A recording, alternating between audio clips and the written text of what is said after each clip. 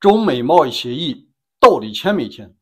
为什么老川说昨天就已经签了，而今天中方还默不作声？大家好，我是大卫，美西时间2025年6月26号，欢迎来到大卫观点频道。新朋友敬请先订阅。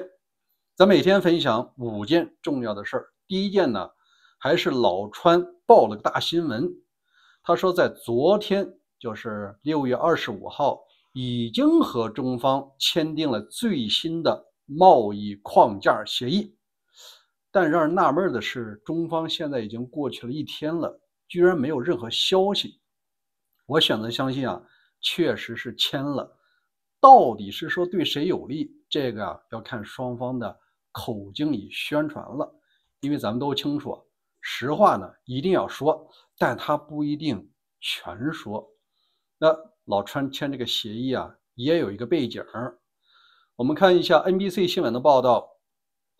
今天，美国商务部修订了数据，显示2025年第1季度美国经济萎缩了 0.5%， 虽然不大，但毕竟是萎缩了，降幅大于此前公布的 0.2%， 这与拜登执政时期1季度 2.4% 的增速形成了鲜明对比。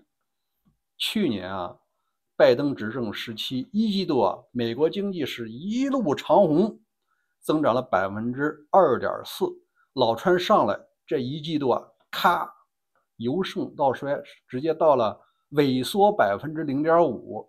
你这么一上一下一比较，对于这种全球第一大经济体量来说，这有多少人的生意受到影响所以现在人们也清楚了，如果关税战，尤其主要和中方的贸易协议它不落地，他们依然选择持币观望，有钱也不敢花，万一花完了以后东西再涨价呢？第二件事也是一件高兴的事老川不是花了50亿美金轰炸了伊朗吗？用了14颗的巨型钻地弹，再加上加油、飞机磨损，至少50亿。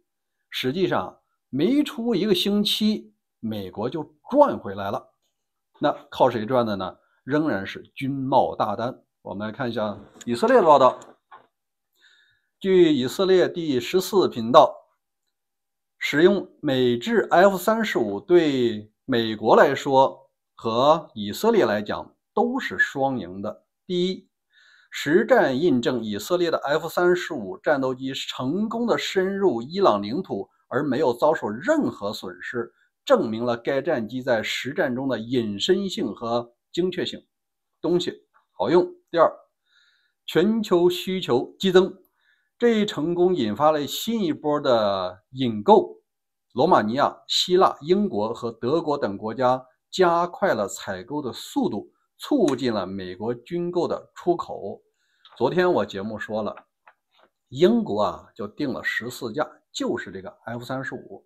第三，巨大的经济效益，洛克希德马丁公司通过新交易获得了数十亿美金的收入，为美国创造了数千个就业机会，扩大了美国国防工业的基础。第四，研发和系统的改进，以色列的战斗经验有助于发现和解决性能问题，为美国节省数十亿美元的研发费用。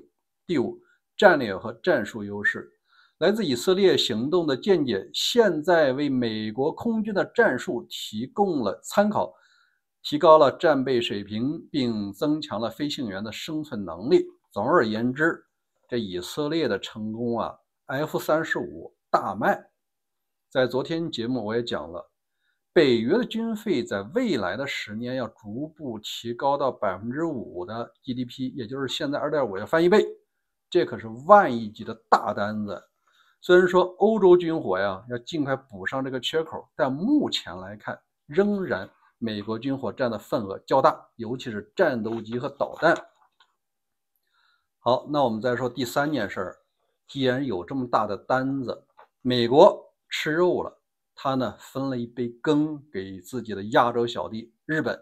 日本这次提高当中呢，它不是北约成员国，但是它是得利的。我们来看详细报道。据美联社，美国国防承包商雷神公司本周宣布授权日本三菱电机在日本本土生产先进导弹。根据协议，雷神公司将三菱电机提供先进化海麻雀导弹2型的导弹组件、零部件与技术支援，用于支援该公司在日本境内的本土组装业务。此次授权生产被视为双边关系的最新里程碑，也代表日本将从单纯的武器采购国升级为关键防空导弹的生产伙伴。日本是北约海麻雀联盟12个成员国之一，该联盟共同管理导弹的研发、生产和维护计划。此次授权不仅深化日本在联盟中的角色，也有助于印太地区建立最有韧性的国防供应链，增强东亚打击能力。根据雷神公司的报道，首批由日本自行组装的导弹预计将于1年内投产。这项授权生产案除了有助于日本获取关键技术和维保经验外，也将进一步强化日本作为印太地区关键国防供应国的地位。我们来看一张图。目前北约成员国的导弹军火，红色的是美国军火的份额，蓝色的是欧洲的，绿色的是其他的。接下来呢，欧洲要自强，但是要替代美国还是需要有一些距离的。但这几年日本的军火商也能够分一杯羹。好，我们再来看这个数据。欧洲军队目前仍然依赖美国的硬件，欧盟27国、英国和挪威使用的近1半战斗机和超过40%导弹系统都来自于美国。过去5年，欧盟27国、英国、挪威和瑞士从美国购买了超过15000枚先进导弹，其中包含机载的导弹和传射的舰载导弹。另外呢，还有2400辆装甲车和340架战斗机。我想聊一下我的个人观点。第一个呢，老川经常讲，美国要把制造业迁回国内，现在情况完全不是他想的那个样子。像全球最先进的海麻雀舰载导弹，这款导弹确实是在美国生产，但是那些红脖子它根本玩不了。一颗导弹上面的组件呢，要有上千上万个，这个它需要工程师以上的人才能够完成。目前它采取了一个新的模式，就是把零部件仍然在美国生产，但是在组装的这个环节还是得给日本，因为本土的红脖子你干不了这个。第二，他为什么没有让欧洲的伙伴来生产呢？实际上老美心里清楚，德国、法国、英国、意大利，像瑞典这些欧洲的军工强国以后必然要共同争抢这2.5 GDP 的大蛋糕，他不可能把这个技术给自己的未来的竞争对手。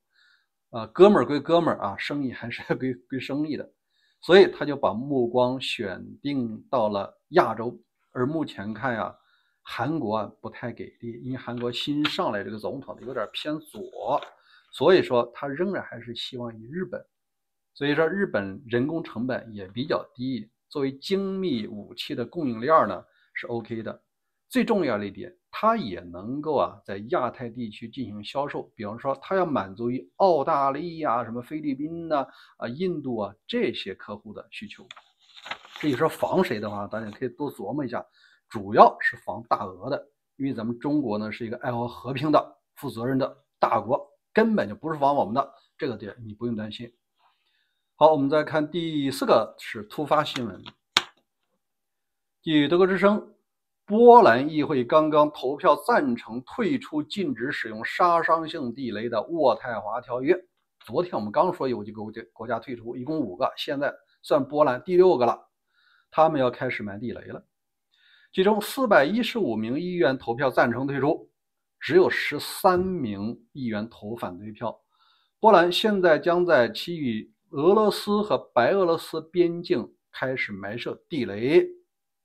为什么他要埋这个你只能怨这个普大帝。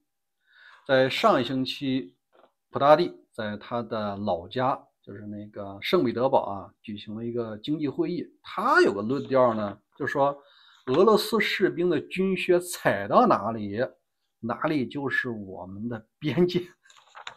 行啊，现在的边界和这个波兰啊已经埋上地雷了啊，那你踩过来的话，结果只能给你邦炸了啊。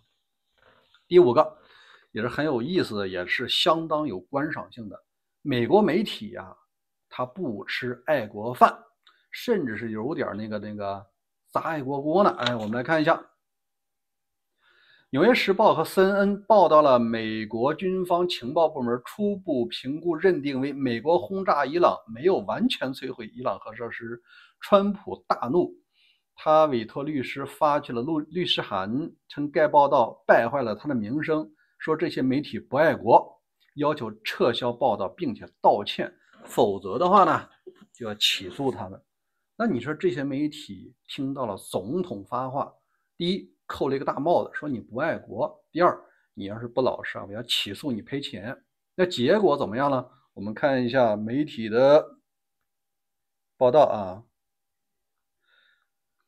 纽约时报周四回应称，川普政府官员证实了我们的报道是属实的，所以我们不需要撤回。